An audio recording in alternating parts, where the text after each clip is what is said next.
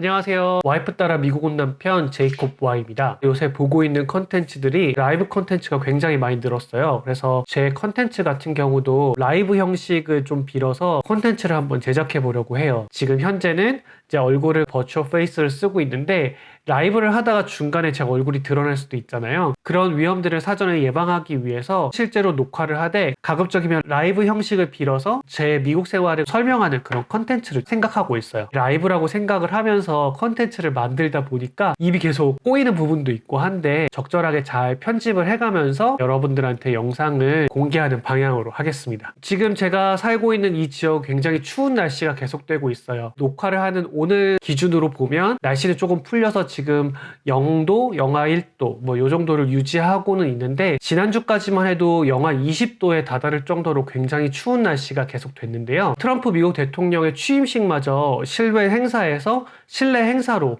변경해서 치를 정도였어요. 영하 20도까지 떨어졌다고 이야기를 했는데 실제로 미국 일기예보를 보다 보면 우리가 흔히 사용하고 있는 섭씨 온도를 사용하고 있지 않아요. 그러다 보니까 일기예보를 볼 때마다 굉장히 헷갈리는 경우가 많은데요. 실제로 미국에서는 온도 외에도 다양한 숫자의 단위들을 한국이나 다른 나라들과 전혀 다르게 사용하고 있는 것을 느끼실 수 있었을 텐데요. 그래서 오늘은 한국에서 사용하는 것과 다른 미국의 여러 가지 숫자 단위들에 대해서 이야기를 해보려고 해요. 이런 단위들을 사용하면서 미국에서 얼마나 불편한 점이 많은지에 대해서 이야기해 보도록 하겠습니다. 그럼 함께 들어가 보실까요?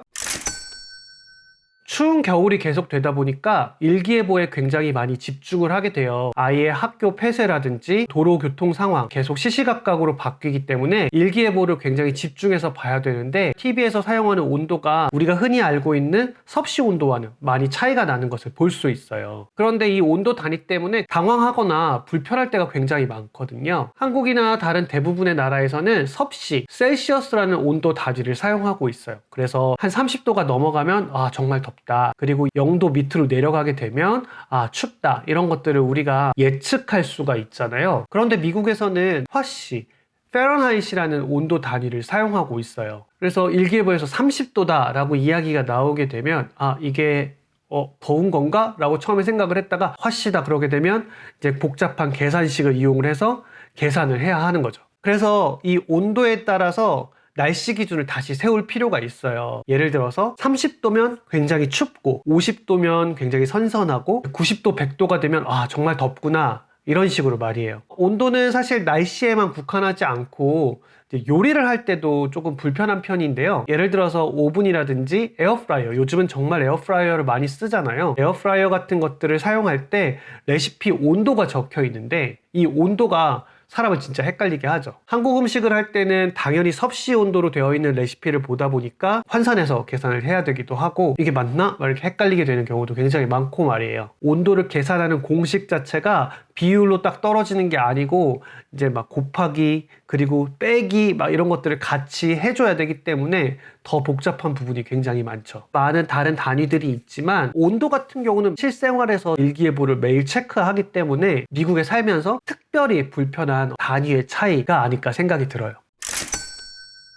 키와 몸무게를 사용하는 경우가 일상생활에서 생각보다 굉장히 많이 있는데요. 키는 180, 몸무게는 70kg 이런 식으로 이야기를 해야 될 경우가 많잖아요. 예를 들면 병원에 간다든지 하게 되면 일단 키와 몸무게를 대답해야 되는 경우가 굉장히 많으니까 말이에요. 근데 이 길이와 무게의 단위도 미국에서는 다르게 사용을 하고 있어요. 키를 이야기할 때는 피트와 인치, 몸무게를 이야기할 때는 이제 파운드를 많이 사용하는 편인데요. 예를 들어서 키가 180 같은 경우에는 5피트 11인치 정도 되고요. 말로 이야기를 할 때는 5'11 이렇게 이야기를 많이 해요. 몸무게가 70kg라면 대충 파운드로는 한 154파운드 정도 돼요. 그래서 154 이렇게 이야기하면 되는 거죠. 키나 몸무게가 가장 대표적인 경우고 물건을 살 때 치수 이런 것들을 잴 경우에도 센티미터나 미터 대신에 피트와 인치로 계산을 해야 되는데 지금 제가 딛고 있는 책상 같은 경우에 이게 몇 인치다, 몇 센치가 아니라 몇 인치 이런 것들로 계산을 해야 되고 물건의 무게가 어느 정도 되는지도 다 파운드로 적혀 있고 말이에요. 이게 헷갈려서 불편한 점이 이만저만이 아니에요. 보통 50cm 정도 하면 요만큼이다. 그리고 1kg 그러면은 요만큼의 무게다. 이런 것들이 대부분 다 감이 오실 텐데 피트나 인치 그리고 파운드로 계산을 했을 때 3 feet 하면 뭐 어느 정도의 크기인지, 5 pound 그러면 이게 어느 정도의 무게인지 이런 것들이 전혀 감이 안 와서 굉장히 불편한 편이에요. 그러다 보니까 정확한 치수나 무게가 필요할 때 머릿속에서 많은 산수를 해야 되는 불편함이 있어요. 뇌에 굉장히 과부하가 오는 거죠. 그래도 매일 일상을 살아가다 보면 아마존에서 열심히 물건을 사다 보면 치수나 무게에 조금씩 익숙해지긴 한답니다. 차로 이동하는 일이 많은 미국에선 속도나 거리도 단위가 다른 것이 많이 불편한데요. 미국에선 마일을 속도와 거리의 단위로 사용하고 있어요. 메이저리그 야구를 좋아하시는 분들은 속도의 개념으로서 몇 마일 계산하는 것들에 굉장히 익숙하실 거예요. 운전을 할 때도 마일로 계산하는 속도를 좀 익숙해져야 될 필요가 있어요. 처음에 미국의 고속도로를 달릴 때 제한속도 표지판이 한국이랑 모양은 똑같이 생겼거든요. 그런데 이제 속도가 한국이었으면 시속 100km 정도로 달릴 수 있는 도로 같아 보이는데 숫자로는 60, 70 이렇게 적혀 있는 거예요. 시속 60마일이나 70마일 갈 수 있는 도로인데 운전을 많이 해보신 분들은 숫자를 들었을 때 느낌으로 이 정도 속도겠구나 느낌이 있잖아요. 그런데 이제 60에서 70 정도의 속도다 그러면 어느 정도 속도인지 느껴지는 부분들이 있는데 그 속도를 한참 넘는 빠른 속도로 달려야지 그 속도에 도달하게 되는 경험을 하게 되는 거죠. 무의식적으로 숫자들을 대할 때 거기서 오는 인지 부조화가 굉장히 불편함을 느끼게 하는 경우가 많이 있어요. 그래도 속도 같은 경우는 헷갈리는 경우는 많이 없는데요. 거리 같은 경우는 굉장히 많이 헷갈리게 하는 편이에요. 1마일이 1.6km인데 마일이라는 단위 자체가 킬로미터보다 조금 더 긴 단위를 가지고 있다 보니까 예를 들어서 여기서부터 학교까지가 10마일 그랬을 때 멀지 않게 느껴진단 말이에요. 그런데 실제로 킬로미터로 따지게 되면 16km 그럼 굉장히 멀잖아요. 저희 집이 위치하고 있는 곳이 아내가 있는 학교의 다운타운하고 거리가 약 10마일 정도 되는데 10마일 정도 거리면 생각보다 되게 먼 거예요. 이런 불편함이 있는 거죠. 한국에서 서울에서 대전 거리가 뭐 200km 그 정도 된다고 했을 때 우리가 느낌으로 어느 정도 시간이 걸리겠구나 거리가 어느 정도 멀겠구나 하는 것들이 좀 잘 인식되는 게 있는데 이걸 미국에서 마일로 계산을 하게 되면 대도시가 저희 지역에서 한 200마일 정도 떨어져 있는데 그럼 한 서울에서 한 대전까지 거리인가? 라고 처음에 생각을 했는데 알고 보니까 뭐 서울에서 대구까지의 거리라든지 이렇게 제가 느껴지는 거리 숫자의 개념과 실제로 이 단위가 가지고 있는 거리와 서로 맞지 않아서 굉장히 헷갈리는 경우가 많이 있다는 걸 체험할 수 있으실 거예요. 그리고 한국에서는 킬로미터 단위 밑으로 미터를 쓰니까 숫자가 10진수로 딱딱 떨어진단 말이에요. 100m, 200m 하다가 1000m 그러면은 1km가 되고 단위가 계속 이어지는데 1마일이 피트로 계산을 했을 때 딱 떨어지지 않거든요. 그러다 보니까 예를 들어서 500피트가 남았어. 뭐 1000피트가 남았어. 이게 도대체 몇 마일인지 계산을 하기도 어려운 거예요. 내비게이션에서 경로를 이동해야 될 때 이게 300피트, 500피트 이렇게 돼 있으면 어느 게 500피트고 어느 게 300피트지? 이런 부분들이 또 헷갈릴 수 있게 되는 거죠. 그래서 이런 단위가 단순히 숫자 계산을 해야 되는 부분도 있지만 내가 기존에 가지고 있던 느낌들을 깨야 되는 부분들이 굉장히 또 힘든 부분 중에 하나라고 할 수 있어요.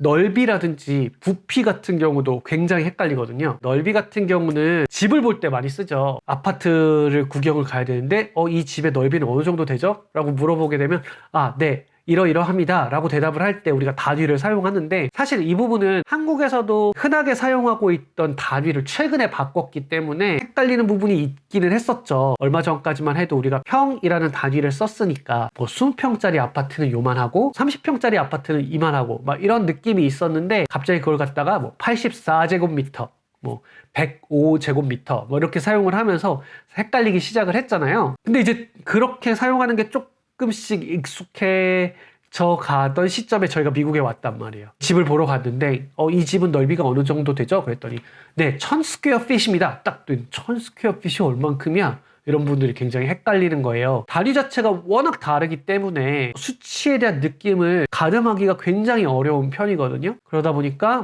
1000스퀘어핏이 한 30평 정도 되는구나.